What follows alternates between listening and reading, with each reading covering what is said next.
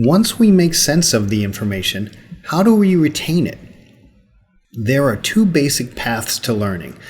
And by learning, we're saying the information is stored in long-term memory and is available for recall and application at a future time.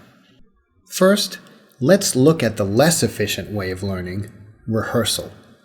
When we encounter information that is, apparently, completely unrelated to anything else we know, we have to memorize it.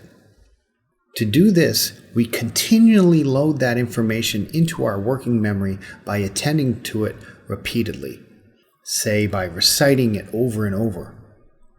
Eventually, our brains say, "I don't know what this is, but it must be important because it keeps coming up, so I should make space for it."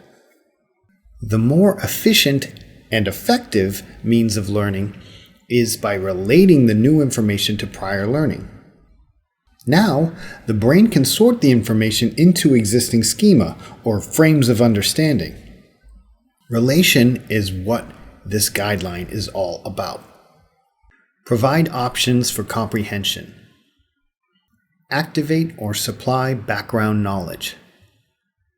Highlight patterns, critical features, big ideas, and relationships. Guide information processing and visualization.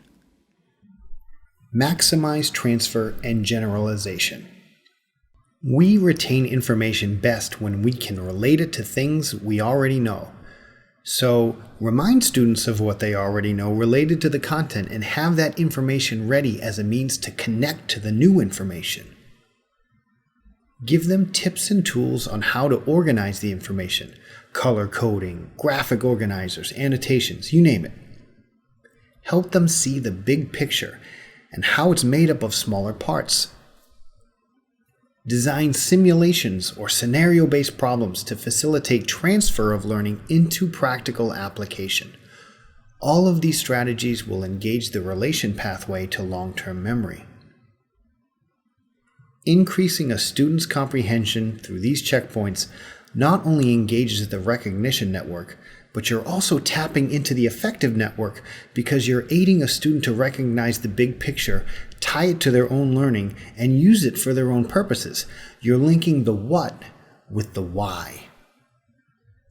Check out the UDL guidelines available through the resources to go more in depth on each of these checkpoints.